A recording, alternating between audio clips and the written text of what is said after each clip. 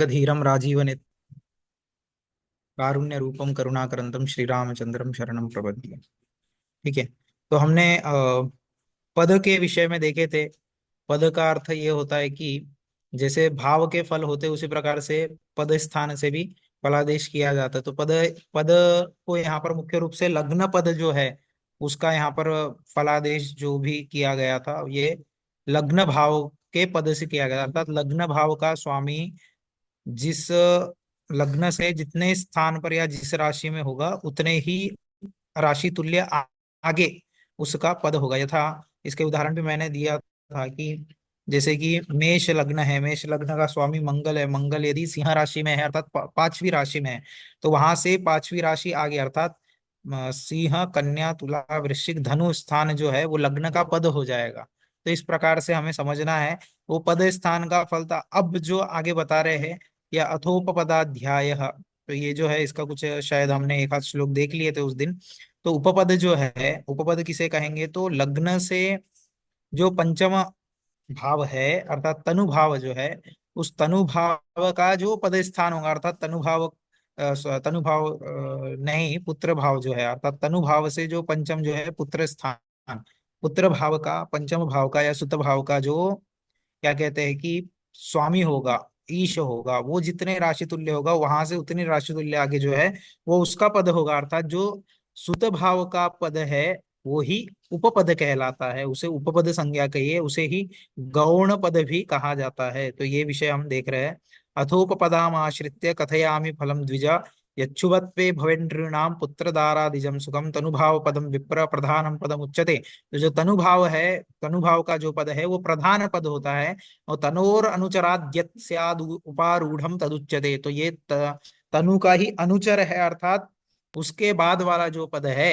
ठीक है, तो तनु के बाद वाला जो पद है ये पंचम मतलब तनु भाव के बाद इसका नंबर लगता है सीधा, ये सेकंड जो है इसकी ज्यादा महत्व होता है, कहने का अर्थ ये है। तो तनु जो है वो प्रधान पद है, उसका अधिक मद है पदादियों में, और उसके बाद किसी का महत्व है जिसे उपपद कहा गया है। जैसे मैंने उस दिन बताया जैसे अध्यक्ष होता है उपाध्यक्ष होता है, उसी प्रकार से पद और उपपद यहाँ पर बताया गया। अर्थात पद के बाद में जो प्रधान पद है लग्न पद उसके बाद में वैसे सभी भाव के पद होते ये भी हमने अध्ययन किए थे, उसी प्रकार जो प्रधान पद है वो लग्न का पद होता है और उपपद जो है उसके बाद जिस पद का मतलब महत्व अधिक है वो उपपद है, ऐसा हमें जानना चाहिए। तो उपपद के फल के विषय में यहाँ पर कथन किया जाएगा इस अध्याय में, उपपदाध्याय में। तो उपपद के फल को बता रहे हैं कि जिसके शुभ रहने पर, उपपद के फल के शुभ रहने पर पुत्र भार्य आदि का सुख होता है। पूर्व कथित लग्न का जो पद है वह प्रधान पद है, तनुभाव का जो पुत्र भाव का पद है वह उपपद कहा जाता है, यही उपपद गौण पद भी कहा जाता है। उसमें शुभ ग्रह की दृष्टि हो या शुभ ग्रह से युक्त हो तो जातक को पुत्र भार्याजन्य सुख शांति होती है। गौण पद पाप ग्रह की राशि हो, पाप ग्रह से युक्त या दृष्ट हो तो जातक सन्यासी या पत्नीहीन होता है। अर्थात ये गौण पद जो है, ये उपपद जो है, ये पाप ग्रह की राशि वहां पर हो या पाप ग्रह से युक्त या दृष्ट हो तो जातक जो है वो सन्यासी होता है या पत्नीहीन हो जाता है। परंतु यदि उसमें शुभ ग्रह का, अब जनरली हम सन्यासी योग या पत्नी नहीं होने के लिए अलग अलग योग देते, सन्यासी के लिए परिव्राजक योग भी बताया, लेकिन ये भी एक वहां पर विधि है। इस प्रकार से भी सूक्ष्म विचार जब करते हैं तो हम उपपद के माध्यम से वहां पर परिव्राजक योग बन रहा है क्या ये भी हम देख सकते हैं। तो परंतु यदि उसमें शुभ ग्रह की दृष्टि हो तो जातक पत्नीहीन नहीं होता है। सूर्य के अपने उच्च राशि में या मित्र ग्रह में रहने से उसको पाप ग्रह नहीं माना जा सकता। ये भी एक विषय बता रहे उपपद में कि सूर्य यदि अपने उच्च में है या अपने मित्र क्षेत्र में है तो वो पाप का फल नहीं करेगा, वह पाप ग्रह नहीं रहेगा। लेकिन यदि वो अपनी नीच या शत्रु स्थित राशि में है तो निश्चित ही वो पाप ग्रह ही माना जाता है करके ये भी एक विशेष यहाँ पर बताया। तो ये विषय भी हमने देख चुके थे, इसका पुनरुच्चारण हुआ है। रविर नैवात्र पाप स्यात् स्वोच्च मित्र स्वस्थितः नीच शत्रु गृहस्थश्चेत तदा सौ पाप एव ही। तो वो पाप ग्रह ही होगा नीच और शत्रु में, लेकिन मित्र और उच्च राशि में वो पाप का फल नहीं करेगा करके बताया है। तो शुभ ग्रहाणाम दृष्टि चेत उपारूढ़ा द्वितीय के शुभ ऋक्षे शुभ युक्ते च पूर्वोक्तम ही फलम स्मृतम उपारूढ़ा द्वितीयम च नीचांशे नीच खेट युक्त क्रूर ग्रह समायुक्तम जाततो दारहा भवेत। तो उपपद से द्वितीय भाव में शुभ ग्रहों के द्वारा अवलोकित या शुभ ग्रह का ग्रह हो अथवा शुभ ग्रह से युक्त हो तो पूर्वोक्त भार्यादि जन्य जो सुख है भार्या पुत्र सौख्य, तो ये फल जानना चाहिए। तो उपपद से द्वितीय भाव में, अर्थात जब पंचम भाव का, सुत भाव का जो पद होगा, उससे, उस पद से द्वितीय भाव में शुभ ग्रह होंगे, अर्थात वो शुभ ग्रहों के द्वारा अवलोकित होगा, या शुभ ग्रह का ग्रह होगा वो, है ना, अथवा शुभ ग्रहों से युक्त होगा, अर्थात किसी भी प्रकार से शुभ ग्रह का वहां संबंध होता है उपपद से द्वितीय भाव का। तो पूर्व जो अ, इसके पहले वाले श्लोकों में जो फल कहा गया है भार्या पुत्र शोक, वो जानना चाहिए, उसी प्रकार से वो फल होता है। उपपद से द्वितीय स्थान में नीच नवांश हो, कोई ग्रह जो है वहां पे वो नीच, मतलब नीच नवांश में हो, नीच नवांश में हो अर्थात मतलब अपने जिस प्रकार से उच्च राशियां होती है वैसे उच्चांश इत्यादि होते हैं, उसी प्रकार से उच्च राशि का नवांश, उच्च नवांश, नीच नवांश मतलब अपने शत्रु के नवांश में होना, या फिर नीच राशि के नवांश में होना, इस प्रकार से देखना है। तो नीच ग्रहों से युक्त या पाप ग्रहों का योग होता है तो जातक स्त्री का नाश होता है। यदि उपपद से द्वितीय में उच्च ग्रह हो, उपपद स्थान से द्वितीय में उच्च ग्रह रहे, या उच्च स्थित ग्रह की दृष्टि भी हो, या उच्च का नवमांश हो, तो जातक की रूप गुणों से सुसंपन्न बहुत पत्नियां होती है। उपपद से द्वितीय स्थान में मिथुन राशि हो तो बहुत पत्नी का योग, उपपद में उससे द्वितीय में उसका स्वामी स्थित अथवा अन्यत्र भी उसका स्वामी अपनी राशि में बैठा हो, तो उत्तरायुषी वृद्धावस्था में वह जातक पत्नीहीन हो जाता है, इसमें संदेह नहीं है। तो ये भी द्वितीय भाव से हम देख सकते हैं। उसके बाद में स्वराशो संस्थितेप्येवं नित्याख्ये दार कारके उत्तरायुषी निरादारो भवत्येव न संशय। तो यहाँ पर मुख्य रूप से जो फल कथन किया जा रहा है उपपद से, तो मुख्य रूप से संतान और भार्या के विषय में ही कथन किया जा रहा है।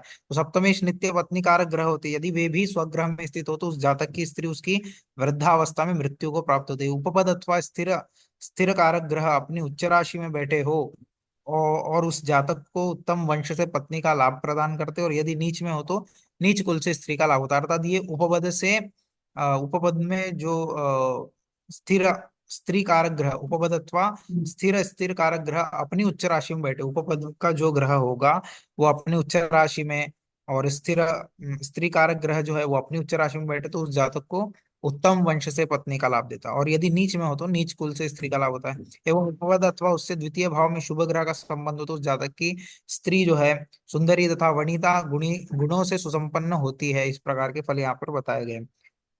उसके बाद में और भी फल बता रहे हैं उपपद से, उपारूढ़ा द्वितीय च शनि राहु स्थितो यदि अपवाद स्त्रियस्त्यागो नाशो वा जायते द्विज। उपारूढ़े द्वितीय वा शिखि शुक्रो यदा स्थितो रक्त प्रदर रोगार्ता जायते तस्य भामिनी। तो अलग अलग ग्रहों के अनुसार, अलग अलग ग्रहों की, शुभ अशुभ ग्रहों की युति से किस प्रकार उपपद से द्वितीय स्थान में, आगे सप्तम इत्यादियों में होने पर क्या फल होता है। तो उपपद से द्वितीय में शनि और राहु से बता रहे, तो शनि और राहु बैठे हो तो उस जातक को अपवाद के कारण स्त्री त्याग करना पड़ता है, अथवा उसकी स्त्री मृत्यु को प्राप्त करती है। मतलब कुछ ऐसा हो जाता है कि उसके स्त्री योग से उसका विच्छेद हो जाता है, दूर हो जाता है वो, इस प्रकार से जानना है, या मृत्यु होगी या उसको त्याग करना पड़ेगा अगर शनि और राहु उपपद से द्वितीय स्थान में बैठे हो गए। उपपद से अर्थात फिर से बता रहा हूँ, पंचम भाव जो है, लग्न से जो पंचम भाव है उसका जो पद है वही उपपद है, उससे उपपद से द्वितीय में शनि राहु हो गए तो इस प्रकार की स्थिति बनेगी। उपपद से द्वितीय में केतु शुक्र स्थित हो तो उस जातक की स्त्री रक्त प्रदर से पीड़ित रहती, तो रोग इत्यादि होते हैं। बुध केतु बैठे हो तो अस्थि का स्राव होता है, ठीक है, हड्डियों से संबंधित रोग समस्या। यदि शनि राहु सूर्य हो तो अस्थि ज्वर होता है, एवं यदि बुध राहु हो तो पत्नी स्थूल देह वाली होती है, उसकी जो शरीर है वो स्थूल होता है, मोटापा होता है, ऐसा जानना है। बुध क्षेत्र मिथुन कन्या में शनि भौम हो तो नासिका रोग युक्त एवं भौम क्षेत्र, अर्थात मेष और वृश्चिक में भी नासिका रोग युक्त होती है। मतलब बुध क्षेत्र मिथुन कन्या में शनि भौम हो तो, अर्थात उपपद से द्वितीय इत्यादि में, या फिर उसमें जब हम विचार कर रहे हैं तो वहां पर देखना है कि जो शनि और मंगल है ना, तो बुध क्षेत्र, मतलब बुध क्षेत्र, बुध का क्षेत्र है वो मिथुन कन्या या शनि भौम है तो नासिका से संबंधित रोग होगा। भौम क्षेत्र मंगल का क्षेत्र है, मेष वृश्चिक है तो भी नासिका रोग युक्त होता है। गुरु शनि हो तो कर्ण तथा नेत्र में रोग युक्त होती है, उसकी पत्नी के विषय में मुख्य रूप से बता रहे हैं। तो गुरु शनि हो तो कर्ण तथा नेत्र में रोग युक्त होती है। यदि उपपद से द्वितीय स्थान में स्वग्रह से भिन्न राशि का बुध भौम हो या राहु केतु हो तो उस जातक की स्त्री दंत रोग से युक्त होती। तो ये विभिन्न योग बता रहे हैं कि उपपद से द्वितीय स्थान में स्वग्रह से भिन्न, अथवा अर्थात बुध और कन्या का और मेष और वृश्चिक का बुध भवन न हो करके या राहु केतु हो जाए तो उस जातक की जो स्त्री है वो दंत रोग से युक्त होती है, अर्थात उसका दांतों में रोग होगा, इस प्रकार से। उपपद या उससे द्वितीय में शनि क्षेत्र मकर कुंभ हो, उपपद या उससे उपपद स्थान में या उससे द्वितीय में शनि क्षेत्र अर्थात मकर कुंभ और उसमें शनि राहु हो, तो उस जातक की स्त्री पंगु अर्थात उसके किसी अंग में विकार रहेगा या अंग में कोई समस्या रहेगी, ठीक है, अथवा वायु संबंधित रोग से युक्त होते हैं। इन पाप योगों में शुभ ग्रह से युक्तत्व दृष्ट होने पर उक्ता शुभ फल नहीं होता है। तो इन पाप ग्रह से योग जो बन रहे हैं, मतलब बता रहा है कि देखो मंगल शनि है ना, और उसके बाद में राहु केतु इत्यादि से जो रोग बन रहे हैं, शनि राहु से बन रहा है, तो इन पाप योगों में शुभ ग्रह से युक्त अथवा दृष्ट होने पर जो ये फल अशुभ फल बताए गए कि दांत में रोग हो जाएगा, नासिका संबंधित रोग होगा इत्यादि जब हो गए, तो शुभ ग्रह की दृष्टि से और शुभ ग्रह की युति होने से अर्थात एक भी शुभ ग्रह की दृष्टि एक भी शुभ ग्रह की यहाँ पर युति हो जाती है, तो ये जो अशुभ फल है ये यहाँ पर समाप्त हो जाएगा, अर्थात वो अशुभ फल नहीं होगा, ऐसा जानना। फिर उसके बाद में लग्नात् पदाद उपारूढ़ाद यो राशि सप्तमो द्विज तस्मात् तत्स्वामिनः खेटात् तद्वंशाच्च द्विजोत्तमा एवं में फलम ज्ञेयम मिथ्याहुर नारदादय। तो अब नारदादि जो ने जो फल बताया, आप कह रहे हैं कि लग्न से पद और उपपद से जो सप्तम राशि हो उससे उसके अधिपति से एवं उसके नवमांश से भी फल अवगत करना चाहिए, ऐसा नारद आदि महर्षियों का मत है। तो क्या बोल रहे हैं कि लग्न से पद से और उपपद से जो सप्तम राशि है उससे और उसके अधिपति से एवं उसके नवमांश से भी फल अवगत करना चाहिए, ये जाया के विषय में पत्नी आदि के विषय में ऐसा बता रहे हैं।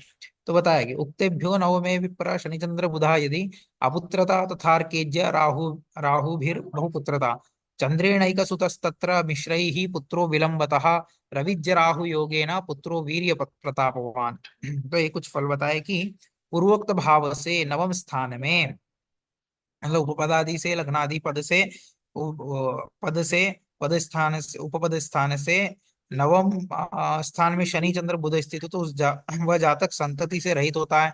यदि सूर्य गुरु राहु और राहु हो तो अधिक पुत्र वाला होता है, चंद्र हो तो एक पुत्र वाला और मिश्रित ग्रह हो तो विलंब से पुत्र होता है। मतलब संतान के विषय में बता रहे, रवि गुरु राहु के योग से जो पुत्र होता है वह बली और प्रतापी तथा विजयी एवं शत्रु का दमन करने वाला होता है। नवम में भौम शनि हो तो संतान, ये नवम मतलब लग्न से नवम नहीं देखना है, मैं बता रहा हूँ ये जो सुत भाव है उसका जो पद होगा वहां से नवम देख रहे हैं। तो नवम में भौम शनि हो तो संतानहीन अथवा दत्तक पुत्र वाला अपने सहोदर भाइयों के पुत्र से पुत्रवान। नवम स्थान में विषम राशि हो तो अधिक पुत्री वाला एवं यदि सम राशि हो तो स्वल्प पुत्रवान होता है। तो ये पुत्र संबंधित रोग बताओ उपपद से। सिंहे चोपपदे विप्र निशानाथ युतेक्षिते अल्प प्रजोत कन्यायाम जाता कन्या प्रजो भवे। तो अब फिर से बता रहे उपपद सिंह राशि में हो और चंद्रमा से युक्त या दृष्ट हो तो जातक स्वल्प पुत्र वाला जो उपपद स्थान है वो सिंह राशि में हो और चंद्रमा से युत या दृष्ट हो अर्थात वहां पर चंद्रमा हो अर्थात चंद्रमा की वहां पर दृष्टि हो, दोनों में से कुछ हो तो जातक स्वल्प पुत्र वाला होता है। एवं कन्या में हो तो अधिक कन्या वाला होता है। इसी प्रकार पंचम भाव नवमांश के द्वारा भी विचार करना चाहिए। साथ ही जिस प्रकार जन्म अब बता रहा है कि ये तो पुत्र का उपपद से हम विचार कर रहे हैं और आपको पंचम भाव से भी विचार करना चाहिए जो कि हम सामान्य रूप से करते हैं। और उपपद से पंचम देखना है, उपपद स्थान देखना है और नवमांश देखना है, नवमांश के द्वारा भी विचार। तो साथ ही जिस प्रकार जन्म कुंडली से विचार कहा गया उसी प्रकार त्रिमशांश कुंडली से भी विचार करना चाहिए। तो त्रिमशांश कुंडली इत्यादि भी देखे करके बता रहा है, उसके बाद संतान का निर्णय लेना चाहिए। अब बता रहे शशि राहु त्रिलाभस्थो पदात् भ्रातृ विनाशकौ ज्येष्ठस्य एकादशी तत्र कनिष्ठस्य तृतीय। पद से तृतीय स्थान में शनि राहु हो तो छोटे भाई के नाशकारक होते हैं, अपने छोटे भाई का नाश करते हैं। पद स्थान से तृतीय स्थान में शनि और राहु होंगे तो एकादश में हो तो शनि राहु तो बड़े भाई का नाश करते हैं। तो शुक्र हो तृतीय स्थान में पद स्थान से बता रहा है, ठीक है, पद स्थान से तृतीय स्थान में शुक्र हो तो अपने से व्यवहित मातृगर्भ का नाश होता है। लग्न पद या उससे अष्टम में शुक्र युक्त हो, अब यहाँ लग्न और पद, लग्न स्थान और पद या उससे अष्टम में शुक्र युक्त हो तो शुक्र की दृष्टि हो तो भी उक्त फल का अर्थात ये जो मातृगर्भ आदि जो है इसका नाश करते हैं। यदि तृतीय एकादश में चंद्र गुरु बुध भौम हो तो अधिक भाई होते हैं और बड़े प्रतापी होते हैं। शनि भौम तृतीय एकादश में हो युक्त या दृष्ट हो तो भाइयों का नाश होता है। शनि के द्वारा छोटे भाई और भौम के द्वारा बड़े भाई का नाश समझना चाहिए। मतलब जब अनुज का छोटे भाई का विचार करेंगे तो शनि से करना, और और बड़े भाई का विचार कर रहे तो भौम के द्वारा वहां पे करना है करके ये भी स्पष्ट किया है। तो शनि केवल एकादश या तृतीय में हो तो वह जातक शेष रहता है अर्थात बच जाता है और उसके बड़े एवं छोटे भाइयों का नाश हो जाता है। तृतीय एकादश में केतु हो तो जातक को अधिक बहनें होती है, जिसका मतलब भाई कम होते उसकी बहनें ज्यादा होती करके बता रहा है। आरूढ़ात षष्ठ भावस्ते पापाख्ये शुभ वर्जिते शुभ संबंध रहिते चौरो भवति जातकः सप्तमे द्वादशे स्थाने संहिकेये युतेक्षिते ज्ञानवांश भवेत बालो बहुभाग्य युतो द्विजा। तो आरूढ़ पद से षष्ठ भाव में पाप ग्रह हो, अर्थात जो लग्न वाला जो हमने पहले पढ़े थे, आरूढ़ पद से षष्ठ भाव में पद ग्रह पाप ग्रह हो और शुभ ग्रह न हो तो न तो शुभ ग्रह की दृष्टि ही हो तो जातक चोर होता है, अर्थात चौरादि कर्म करता है। सप्तम या द्वादश में राहु हो, पद स्थान से सप्तम या द्वादश में राहु हो और या राहु द्वारा दृष्ट हो सप्तम या द्वादश, तो जातक ज्ञानी और बहुत भाग्यवान होता है। पदस्था पदस्थान में बुध स्थित हो तो वह, अर्थात लग्न का जो पदस्थान है वहां पर बुध स्थित हो तो वह सभी देशों का अधिपति होता है, अर्थात एक प्रकार से राजयोग के जैसा है, ये थोड़ा राजा बनाता है उसको। तो गुरु हो तो सभी वस्तुओं का ज्ञाता एवं शुक्र के रहने से कवि तथा वादी होता है। पद से या पद से द्वितीय स्थान में, उपपद या पद स्थान से द्वितीय स्थान में शुभ ग्रह हो तो जातक सभी द्रव्यों का स्वामी और बुद्धिमान होता है। उपपद से द्वितीय स्थानाधिप, अर्थात द्वितीय स्थान का जो अधिपति है वो द्वितीय भाव में बैठा है, द्वितीय भाव में ही बैठे और पाप ग्रह से युक्त हो तो जातक चोर होता है। और एक यहाँ पर अशुभ फल बताया है। अब तत्सप्तम ग्रहाधीशात राहु धन गते द्विज दंष्ट्रावान जायते बाल स्तब्धवा केतु केचरे शनेश्चरे कुरु पश्चात सप्तमेशा द्वितीयगे मिश्र ग्रह समायुक्ते फलम मिश्रम समादेश। तो उपपद से सप्तमेश जो हो और वहां जो स्थित हो वहां से द्वितीय स्थान में राहु हो तो जातक दंष्ट्रावान बड़े दांत वाला होता है, केतु हो तो अस्पष्ट बोलने वाला, है ना, स्तब्ध वाग जिसे कहा गया, जो अटक के बोलते हैं, हकला के बोलते हैं ऐसे, वह भी रुक रुक कर, और शनि हो तो कुरूप हो जाता है, मिश्रित ग्रह हो तो मिश्र फल जानना चाहिए। इस प्रकार से पद स्थान से उपपद स्थान से किन किन स्थानों पर कौन कौन से ग्रह होंगे, इस प्रकार के विभिन्न आपको यहाँ पर योग बता दिए गए हैं। मतलब जैसे परीक्षा की दृष्टि से देखे कि कैसे क्वेश्चन आ सकते हैं, तो ऐसा पूछ सकता है कि उपपद स्थान से होने वाले किन्हीं दो योगों को बताइए, तीन योग को बताइए, है ना, पद स्थान से आपको कुछ कुछ एक दो दो तीन योग अच्छे से तैयार करने हैं तो आपको ध्यान रहेंगे और अपने ज्ञान वृद्धि के लिए भी इसे पढ़ना चाहिए। तो इस प्रकार से उपपद और पद का यहाँ पर विषय समाप्त हुआ। और अगला अध्याय आपको पाठ्यक्रम में नहीं है, आप पढ़ना चाहते हैं तो स्वयं से पढ़ सकते हैं। इसके पश्चात जो कार का अध्याय, ये मुख्य विषय है और बहुत अच्छा विषय, इसका अध्ययन करना चाहिए। तो जो ग्रहों भाव के, और यहाँ पर मुख्य रूप से जो आत्माधिकारक ग्रह है उनका विषय यहाँ पर बताया गया। तो अतः हम संप्रवक्ष्यामि ग्रहान् आत्मादिकारकान् सप्तद्रव्यादिशन्यांतान् शन्यन्तान् राह्वन्तान् वाष्ट संख्यकान् अंशैः समो ग्रहो द्वौ चेत् राह्वन्तात् चिन्तयेत् तदा सप्तैव कारकान् एवं केचिदष्टौ प्रचक्षते। तो कारक ग्रह है, तो कैसे कारक है, किसका कारक, मतलब आत्मा कारक, है ना, आत्मा कारक ग्रह होता है एक। उसके बाद में अमात्य कारक, भ्रातृकारक, पितृकारक, मातृकारक इत्यादि ऐसे कारक ग्रह बताए गए। ऐसे सात ग्रह का विचार करते हैं। और अगर बोला है कि अगर दो ग्रह के समान अंश आदि हो जाते हैं तो आठ का करते हैं करके ऐसा भी बताया कि मतलब दो ग्रह वहाँ आत्मा कारक हो गए। इस प्रकार से जान करके कहीं कहीं पर सात ग्रहों का, अर्थात सूर्य आदि लेकर शनि पर्यंत, और कहीं कहीं सूर्य से लेकर राहु पर्यंत, ऐसे आठ ग्रहों का भी कारक मानते करके बोल रहे हैं। तो रवि से शनि पर्यंत सात ग्रहों के कारक को कहते हैं। कुछ लोग राहु पर्यंत आठ ग्रह कारक मानते हैं, तो कुछ लोग कहते हैं कि दो ग्रहों के अंशादि तुल्य होने पर राहु को लेना चाहिए, है ना। तो मतभेद है वहां पर, तो केवल कुछ लोग सात को ही मानते हैं और कुछ वहां पर एक मत में आठ ग्रह भी हो जाते हैं, जब दो ग्रहों का अंशादि कला विकलादि जब समान होने लगता है, इस प्रकार की स्थिति दिखती है तब। तो सामान्य रूप से सात को लेना है।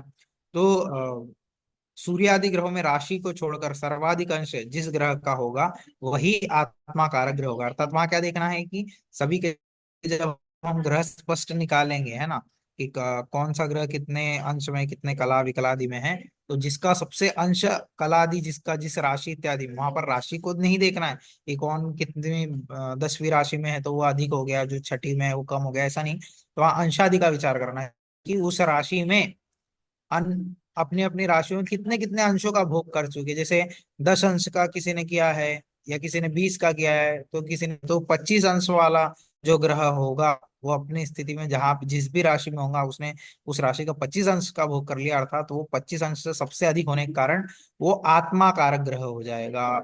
अर्थात उसके जन्मांग चक्र में वो आत्मा कारक ग्रह है ऐसा माना जाएगा।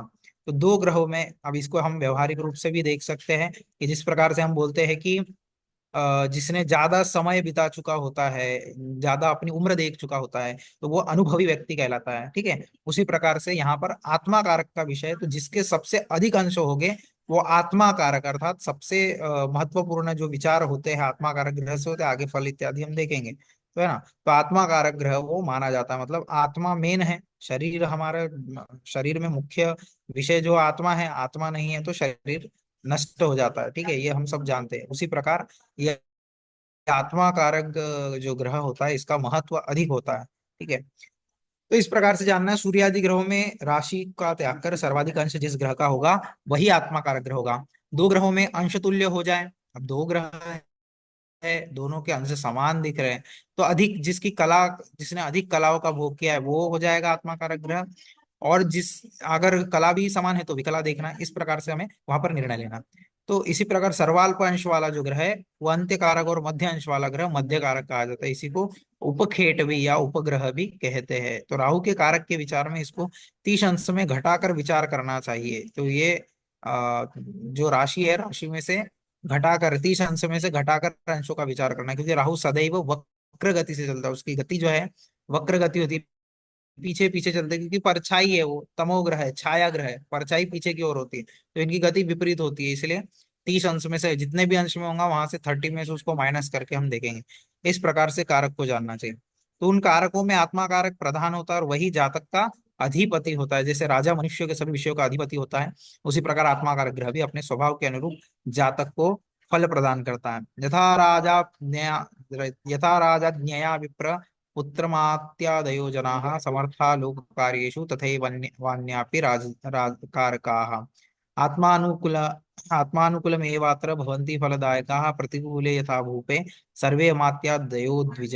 हे विप्रजित, जैसे राजा की आज्ञा से मंत्री आदि सभी लोग कार्य करते हैं, उसी तरह अमात्य कारक ग्रह के अनुकूल रहने पर भी अन्य कारक ग्रह फल देते हैं। आत्मा कारक ग्रह के प्रतिकूल रहने पर वे फल देने में असमर्थ होते। आत्मा कारक ग्रह अशुभ हो तो अन्य शुभ ग्रह भी अपने फल को नहीं दे सकते, तथा आत्मा कारक शुभ हो तो क्रूर ग्रह भी अपने अशुभ फल को प्रदान करने में असमर्थ होते। अर्थात क्या है कि आत्मा कारक ग्रह की स्थिति अच्छी होगी तो उसका जो अन्य ग्रह से उसको दुष्प्रभाव इत्यादि भी होने वाला है, वो प्रभाव कम हो जाएगा।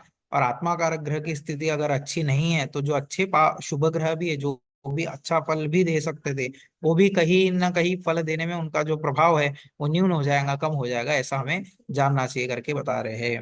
अब बोलते हैं अन्य कारक लक्षण। तो आत्मा कारक भागेभ्यो न्यूनांशो मात्य कारक तस्मान् न्यूनांश को भ्राता तन्यूनो मातृसंज्ञका तन्यूनांशः पिता तस्माद् अल्पांशः पुत्रकारकः पुत्रात् न्यूनांशको ज्ञातिर्न्यूनांशको हि यः सदाकारको ज्ञेयो निर्विशंकम द्विजोत्तमा चराख्य कारका एते ब्राह्मणा कथिता पुराः। कथिता पुरा करके बोला है। तो ये आत्मा कारक आदि ग्रह बताया, तो कौन सा हो? तो पहला जो है वो सबसे अधिक अंश वाला आत्मा कारक। तो आत्मा कारक से जो अल्प अर्थात थोड़ा कम अंश वाला है वो अमात्य, अर्थात राजमंत्री, जो राजा का मंत्री होता है उस प्रकार से। इससे कम अंश वाला भ्रातृ कारक अर्थात भाई का कारक होता है। उससे स्वल्प अंश वाला मातृ, उससे कम वाला पिता, तदनंतर पुत्र, फिर ज्ञाति। ज्ञाति शब्द का अर्थ होता है बंधु बांधव, जो संबंध आदि हमारे रिश्तेदार, बंधु बांधव जो होते हैं उसका विचार है। और फिर उससे न्यूनांश वाला स्त्री कारक, उसकी दारा जो पत्नी है वो। और ये चर कारक ब्रह्मा जी ने कहे हैं करके बता रहे। कुछ लोग मातृ कारक एवं पुत्र कारक को एक ही मानते हैं। ये दो ग्रहों के अंशादि तुल्य हो तो वे दोनों से ही एक कारक मानते हैं। तो एवं पुत्र कारक है, दोनों एक ही से विचार कर लेते हैं, एक ही ग्रह से विचार कर लेते हैं, अलग नहीं मानते। तब मातृकारक ग्रह से ही पुत्र ग्रह का विचार कर लेते हैं ऐसा। तो यदि दो ग्रहों के अंशादि तुल्य है, समान है, तो दोनों से एक ही कारक मानते हैं, और उससे अग्रिम कारक लोप हो जाता है, मतलब उसके बाद वाला जो है उसका लोप हो जाता है, ऐसा बोल रहे हैं। कुछ स्थितियों में ऐसे भी निर्णय होते हैं। ऐसी स्थिति में उसके फलाफल का विचार स्थिर कारक से करना चाहिए। जो स्थिर कारक ग्रह होते हैं, मतलब जो ये भाव के कारक इत्यादि है, तब उससे विचार कर लीजिए करके कह रहे हैं। अधुना प्रवक्ष्यामि स्थिराख्यान कारक ग्रहान सवित्र कारको ज्ञेयो यो बलि रवि शुक्रयो हो। अब स्थिर कारक है, पर्टिकुलर बता दिए गए कि इसका विचार इससे ही करो, पिता का कारक सूर्य ही होता है, मातृ कारक चंद्र ही होता है, ऐसा बताया गया है। तो अधुना संप्रवक्ष्यामि स्थिराख्यान कारका ग्रहण सपितृ कारको यो बलि रवि शुक्र, बोलते रवि शुक्र में जो बलि पितृ कारक होता है, मुख्य रूप से रवि को पितृकारक ग्रह माना जाता है, लेकिन यहाँ पर बताया कि रवि शुक्र में भी जो बलि होगा वह पितृकारक होता है, एवं चंद्र भौम में जो बलि होगा वो मातृकारक, सामान्य रूप से चंद्र को मातृकारक माना जाता है। भौम से बहन, साला, छोटे भाई तथा माता का विचार भी कर सकते हैं। बुध से चाची, मौसी, मामा, बांधव आदि का विचार करना चाहिए। गुरु से पितामह, शुक्र से स्वामी, है ना, गुरु से पितामह का अपने दादा इत्यादि का, शुक्र से स्वामी का अपना जो बॉस होता है इत्यादि का, है ना। शनि से पुत्रों का विचार किया जाता है। ग्रहांत में रहने वाले केतु से स्त्री, माता, पिता, सास, ससुर, माता, माता वही आदि का विचार करना चाहिए। ये सभी स्थिर कारक है, तो ये स्थिर कारक ग्रह भी आपको पता होने चाहिए कि कौन से स्थिर कारक ग्रह है। अतः हम कारकान वक्षे खेट भाव वशाद द्विज रवितः पुण्य भेद तातस चंद्रम चंद्रात माता चतुर्थके। तो अब भाववशात ग्रहों के कारक भी बता रहे कि कौन से भाव से कौन सा कारक होता है। तो सूर्य से नवम भाव पिता, ठीक है, तो सूर्य से नवम भाव पिता, चंद्र से चतुर्थ भाव माता, भौम से तृतीय भाव भाई, बुध से षष्ठ भाव मातु, गुरु से पंचम भाव पुत्र, शुक्र से सप्तम भाव स्त्री और शनि से अष्टम भाव पिता की मृत्यु। इस प्रकार विचार कर विद्वान को शुभाशुभ फल का आदेश करना चाहिए। तो बोलते हैं कि भाववशात, तो सूर्य से नवम भाव जो है, सूर्य जहां पर होगा उससे नवम भाव जो होगा वो पिता के लिए विचार किया जाएगा। चंद्र से जो चौथा भाव है वो माता, भौम से मंगल से जो तीसरा भाव होगा वो भाई, अर्थात भौम जहाँ स्थित है वहां से तृतीय, बुध से षष्ठ, मातुल का विचार करेंगे, गुरु से पंचम भाव से पुत्र, शुक्र से सप्तम भाव से स्त्री, शनि से अष्टम भाव से पिता की आयु मृत्यु इत्यादि का विचार करना चाहिए, है ना, और शुभाशुभ फल का कथन करना चाहिए कह रहे हैं। उसके बाद में अथाम संप्रोक्षामि प्रसंगाद योग कारकान हेटान जन्मनि जातस्य मिथा स्थिति वशाद द्विज। अब बोल रहे हैं विप्रा, प्रसंगवश, अब मैं योग कारक ग्रह को कहता हूँ, अगर तो जातक के जन्मकालिक स्थितिवश अनेक फल होते हैं, जैसे ग्रह अपनी राशि का हो या अपने उच्च का हो या अपने मित्र राशि का हो या अपने मूल त्रिकोण का हो और केंद्रगत हो तो वे ग्रह शुभ कारक होते हैं। लग्न, चतुर्थ, सप्तम और दशम, है ना, ये केंद्र स्थान है। अपने उच्चादि शुभ स्थान में यदि ग्रह स्थित हो तो वे योग कारक है। दशमस्त ग्रह विशेष योग कारक होते हैं। लग्न से केंद्रस्थ होना भी शुभ फलदायक है। लग्न से केंद्र में जो भी ग्रह होंगे वो भी शुभ फलदायक है। अपितु ग्रह अपने अपने उच्च स्वभाव स्वभवनादि में अपने उच्च, अपने स्वक्षेत्र में होकर किसी भाव में भी आपस में केंद्रस्थ हो तो भी योग कारक माने जाते हैं, है ना। तो इस प्रकार से ये कुछ योग बनाने वाले ग्रह का विषय। जिस जातक के जन्म समय में इस प्रकार के योग कारक ग्रह हो तो वह जातक नीच वंश में उत्पन्न होकर भी राजा के तुल्य, अर्थात गरीब घर में भी हुआ है तो राजा के जैसा सुख भोगता है, ऐसा बताया। एवं राजकुल में उत्पन्न हो तो अवश्य ही राजा होता है। इस प्रकार के योग कारक ग्रह तथा वंश के अनुसार अनुपात से शुभाशुभ का फल आदेश करना चाहिए। अतः हम संप्रवक्ष्यामि विशेषम भाव कारकान, भाव के कारक है। जनस्य जन्म लग्नम यत् तद विद्यात आत्मकारकम धन भावम विजानीयात दारा धारकारकमेव हि एकादशे अग्रजातस्य तृतीये तु कनीयसा सुते सुतं विजानीयात् पत्नीं सप्तमभावतः सुतभावे ग्रहो यस्यात् सोऽपि कारक उच्यते। तो बोल रहे हैं कि जातक का जो जन्म लग्न हो वह आत्मा कारक होता है। ये भी एक भाव कारक के विषय में बता रहे हैं। तो जातक का जो जन्म लग्न है वह आत्मा कारक, धन भाव को स्त्री कारक भाव जानना चाहिए जो द्वितीय भाव है, एकादश ज्येष्ठ भाई का कारक होता है, तृतीय भाव कनिष्ठ भाई और पंचम पुत्र भाव का कारक होता है। पुत्र स्थान में जो ग्रह निष्ठ हो वह भी पुत्र कारक होता है। सप्तम भाव से भी पत्नी कारक भाव जानना चाहिए। तो लग्नादि भावों के कारक ग्रह जो है ये फिर से बता, सूर्य लग्न, सूर्य लग्न भाव का कारक, गुरु धन भाव का कारक, तृतीय भाव का मंगल कारक होता है। ये मुख्य विषय है, अच्छे से ध्यान में रखना है इसे। सूर्य लग्न भाव का कारक होता है, अर्थात जो प्रथम तनु भाव है उसका कारक सूर्य को माना गया है। गुरु को धन भाव का, द्वितीय भाव को, तृतीय को मंगल का कारक, मतलब मंगल तृतीय भाव का।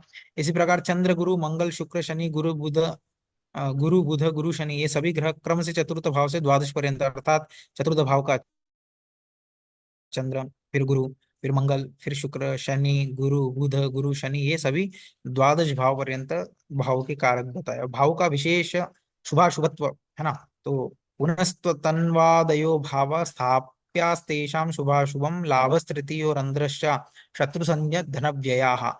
लग्नादि द्वादश भाव स्पष्ट करके स्थापित करे। तो पहले लग्नादि द्वादश भाव हमें जान लेना है, लग्न जानना है, फिर उसमें 11, 3, अष्ट, षष्ट, द्वितीय, द्वादश भाव क्रूर अशुभ संज्ञक होते हैं। तो एकादश है ना, षट, देखो 3, 6, 8, 11 और 2, 12, ये अशुभ संज्ञक है। इनके सम्मिश्रण से जो भाव बने वह जिस भाव में पड़े उस भाव की हानि होती, मतलब इनके इनसे जो संबंध होगा उसमें जो ग्रह शुभ ग्रह होगा, तो बोला इनके सम्मिश्रण से जो भाव बने वह जिस भाव में पड़े, अर्थात इन भावों से संबंध रखने वाले भाव, है ना, और इन भावों में जो ग्रह इत्यादि होंगे उससे बनने वाले योग इत्यादि। तो ये ऐसा जो होगा, अर्थात 11 3 8 6 2 12 से जो भी भाव या ग्रह इत्यादि संबंध रखेगा, कई दृष्टि होगी, किसी का कोई शत्रु मित्र संबंध आदि जो होगा, तो उन भाव की हानि होती है। केंद्र अर्थात प्रथम चतुर्थ सप्तम दशम और कोण जो है पंचम और नवम होता है, यहाँ पर अष्ट दिया है, तो कोण जो है पंचम नवम, ये भाव भद्र कल्याणदायक है यानी शुभ है। इनके योग से जो भाव बने वह जिस भाव में पड़े वह अशुभ होने पर भी शुभ कारक होते हैं ना। तो केंद्र और त्रिकोण जो बोलते हैं पंचम नवम और प्रथम चतुर्थ सप्तम दशम, ये जो यहाँ अष्ट लिखा है उसका ग्रहण नहीं करना, नवम का ग्रहण करना है, ठीक है, वो प्रिंट मिस्टेक है।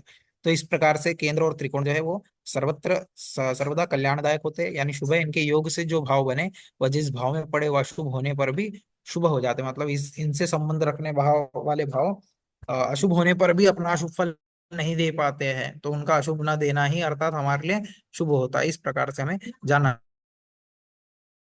चाहिए। तो ये भाव का विषय हो गया। और कारक के विषय हो गए, अलग अलग ग्रह अलग अलग भाव के कारक, तो इत्यादि विषय जो विभिन्न देखे हमने कारक के, उसको आपको थोड़ा ध्यान में रखना है।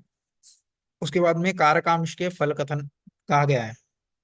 तो जैसा अतः हम संप्रवक्ष्यामि कारकांश फल द्विज मेषादि राशि के स्वांशे यथावत ब्रह्म भाषितम गृहे मूषकमार्जारा मेषांशे आत्मकारके तदा भय प्रदा विप्र पापयुक्त विशेषता। तो क्या है कि ब्रह्मा जी ने जैसा मेषादि राशियों का फल कहा है वैसा ही अब आत्मा कारक ग्रह के मेषादि राशियों का नवांश फल कहता है। मतलब जो आत्मादि कारक ग्रह है, आत्मा कारक जो ग्रह है, अब वो मेष के नवांश में होगा, अपने नवांश में होगा, वृषभ के नवांश में होगा, तो उससे क्या फल इत्यादि होगा ये बता रहे हैं। तो यदि आत्मा कारक ग्रह मेष के नवांश में है, मतलब उसका जब नवांश हम निकालेंगे तो मेष के नवमांश में हो, तो जातक के घर में चूल्हे चूहे और बिल्ली का उपद्रव होता है, मतलब किसी के घर में दुष्टता करते हैं ऐसे जीव इत्यादि, सब देखना है कि उसका आत्मा कारक ग्रह कौन से नवांश में है तो पता चल जाएगा।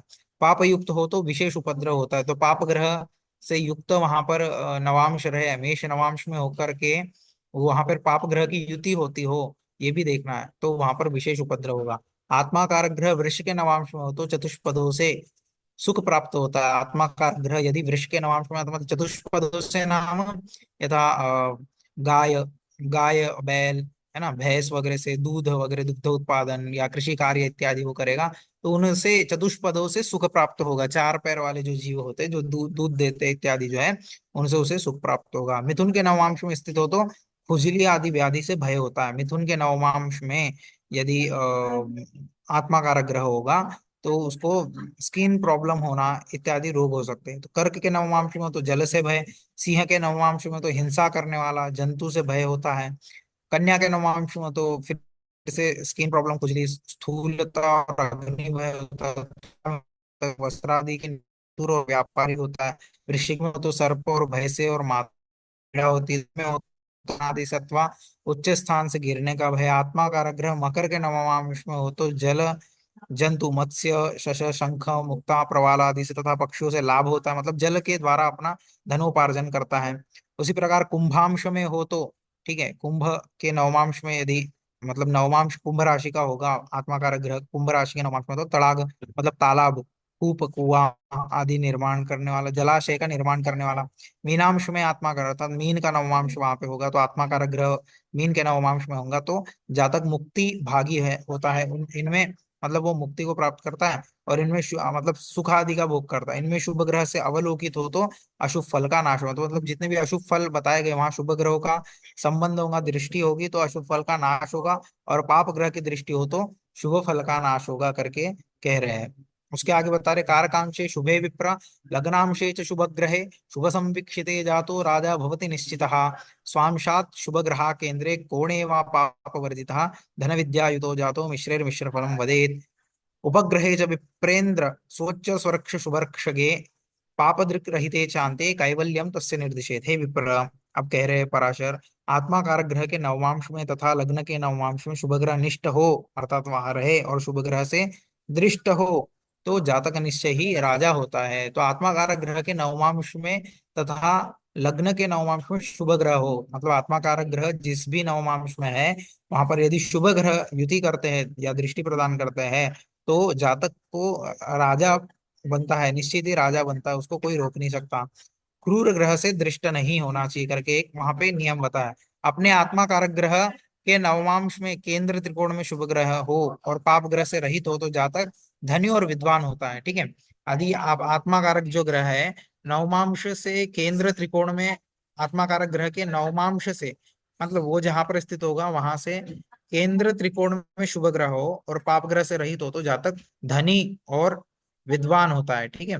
तो केंद्र त्रिकोण का संबंध यदि करता है तो आत्मा कारक ग्रह का नवांश, तो मिश्रित ग्रह हो गए तो मिश्रित फल। ठीक है, शुभ और अशुभ दोनों मिलके। तो इस प्रकार से पूर्व कथित उपग्रह मध्यांश यदि अपने उच्च का हो, तो पूर्व जो उपग्रह इत्यादि बताए गए हैं, तो वो अपने उच्च उच्च का हो, अपने ग्रह का हो या अपने उच्च का हो, है ना। तो मतलब जिसका मध्य अंश होगा, जो पूर्व कथित कथित उपग्रह जिससे कहा गया, मतलब मध्य अंश होगा, ना ज्यादा कम होगा ना ज्यादा ज्यादा होगा, इस प्रकार का अंश वाला जो ग्रह होगा, यदि वो अपने उच्च का होगा और अपने ग्रह का होगा और अपने उच्च का हो या शुभ राशि में हो, उस पर पाप ग्रह की दृष्टि ना हो तो जातक मुक्ति का भागी होता है, अर्थात मोक्ष आदि उसको प्राप्त होता है, ऐसा निर्देश करना चाहिए। चंद्रारभ भृगुवर्गस्थे कारके पारदारिकः विपर्यस्ते अन्यथा ज्ञेयम् फलम् सर्वं विचक्षणैः। यदि चंद्र भौम या शुक्र के षड्वर्ग में आत्मा कारक ग्रह निष्ठ हो तो जातक परस्त्रीगामी होता है। ठीक है। यदि चंद्र भौम या शुक्र के षड्वर्ग में अगर आत्मा कारक ग्रह आ गए, षड्वर्ग मतलब आपको पता है राशि होरा दृष्टान नवांश द्वादशांश त्रिंशांश, ये षड्वर्ग है। तो इन्हीं के षड्वर्ग में यदि आत्मा कारक ग्रह आ जाता है तो जातक परस्त्रीगामी, उक्त स्थिति से जो बोली गई स्थिति है उसके अन्यथा विपरीत हो तो फल भी अन्यथा ही समझना चाहिए। अगर ऐसा नहीं है तो इस प्रकार का फल नहीं होगा, ऐसा कह रहे हैं। तो इस प्रकार से यहाँ पर ये कुछ विषय है। आगे 13वें श्लोक से हम अगली कक्षा में देखेंगे। यहाँ अभी हमारा समय समाप्त होने वाला है। ठीक है। तो ये कारकांश स्थित जो ग्रह के फल वगैरह बताए हैं, इसमें 13वें श्लोक से हम अगली कक्षा में देखेंगे। ठीक है।